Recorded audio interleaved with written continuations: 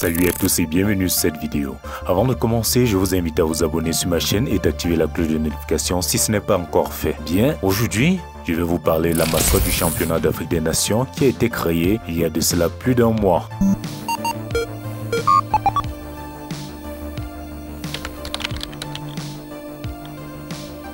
Au moment où je poste cette vidéo, elle a été dévoilée pour la première fois pendant une cérémonie de dévoilement de la mascotte qui s'est tenue le samedi 14 décembre 2019 au Palais des Sports de Yaoundé au Cameroun. Cette cérémonie avait pour but de dévoiler l'hymne national et la mascotte du championnat d'Afrique des Nations. Ici, je vais juste vous parler de la mascotte. Il serait bien de rappeler comment et sous quels critères elle a été choisie. Eh bien, sachez qu'une compétition avait été ouverte au grand public, mais bon, peu de personnes avaient été informées de ce concours d'appel à la réalisation d'une nouvelle mascotte. À se demander pourquoi un nombre dessus, pourquoi les grands médias n'en ont pas diffusé l'information. Bref, je n'entrerai pas sur les détails de cette médiatisation, donc j'espère que vous êtes bien installé dans votre canapé ou votre chaise parce que vous aurez droit à une plaque visuelle. Ceci dit, pour ceux qui n'ont pas encore vu la mascotte jusqu'aujourd'hui, et ce sera vraiment une honte pour vous si c'est moi qui vous la fais découvrir. Tadam! Je vous présente Tara, la mascotte camerounaise. Sans jette, non? Podium géant, lumière de grands spectacles, des invités prestigieux. Et bien, c'est lors de cette cérémonie que nous a été présenté au grand public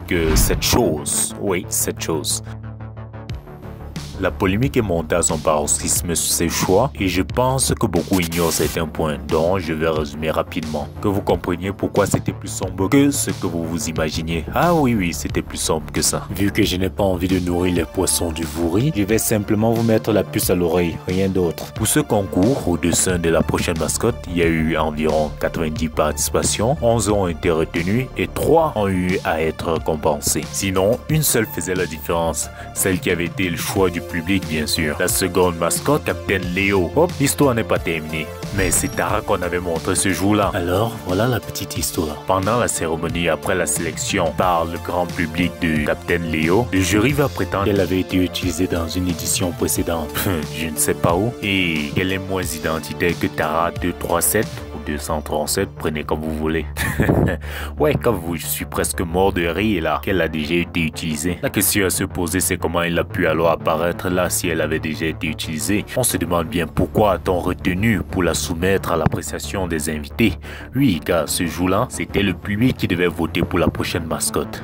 Le passage le plus gênant est celui, tenez-vous bien, parce que vous risquez d'avoir un choc. La mascotte aura une proposition du jury. Oui, je dis bien du jury. Le what the fuck? Parce qu'il serait bien de rappeler que selon leurs propres règles, tout membre du jury n'a pas droit à participer à la compétition.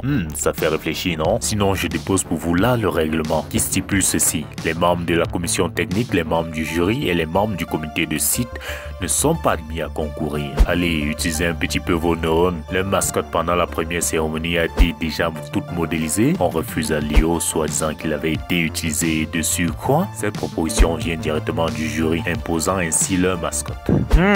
Tiens, des gens veulent sûrement avoir le monopole sur cette mascotte, on dirait. De l'argent derrière. Bref, dès la sortie de la mascotte, je n'ai pas pu m'empêcher de faire cette petite représentation qui m'a semblé adaptée. Elle n'a pas tardé à faire le tour sur la toile. Et dommage, personne m'a crédité. Autant la presse que les réseaux sociaux se sont enflammés et des propositions sont apparues. Comme celle-ci, de gauche à droite, ça.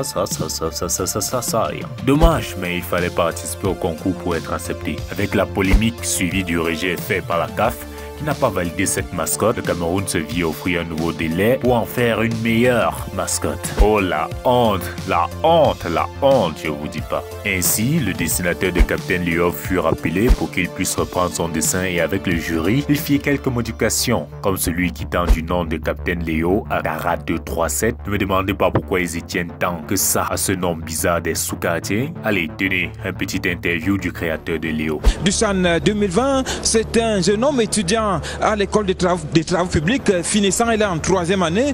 Il s'appelle Brice Baté. Il nous vient du département des Hauts-Plateaux. C'est un jeune plein de talent qui a réussi à concevoir la mascotte du CHAN 2020. Alors, comment cela s'est passé? La première fois, Tara, le visuel a été disqualifié. Aujourd'hui, Tara revient relooké, restylé. Oui, tout à fait. La dernière fois, à la cérémonie qui avait eu lieu au Palais des Sports, ma mascotte était classée parmi les meilleures. Mais elle s'appelait à ce moment Captain Léo. Donc ensuite, après qu'on ait dévoilé Tara, quand le ministre a décidé qu'on devait refaire la mascotte, on m'a donc rappelé et avec la commission du COCAN, nous avons fait quelques modifications. Et une des modifications justement, c'est le nom qui a changé, quittant de Capitaine Léo à Tara. Mais quel est le message que véhicule cette mascotte? Elle véhicule justement la joie quand on voit son visage heureux. Et on reconnaît dans cette mascotte un jeune lion avec la crinière, justement par rapport au CHAN, qui est une compétition pour les jeunes, les plus jeunes en comparaison à la CAN. C'est pourquoi elle a l'air d'être un jeune lionceau. Alors maintenant, comment Tara sera animée? J'imagine qu'on va y mettre un danseur qui va incarner Tara.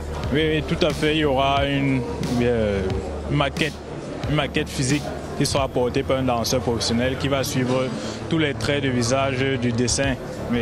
Merci. Ainsi dit, on est alors impatient que cette CHAN 2020 débute et bien sûr en espérant que le coronavirus ne fait pas en sorte que l'événement soit annulé. Ça, c'est déjà un autre sujet qu'on verra plus tard. C'est la fin de cette vidéo, j'attends vos réactions en commentaire et n'oubliez surtout pas de vous abonner à ma chaîne et d'activer la cloche de notification pour de nouvelles vidéos. Allez, ciao!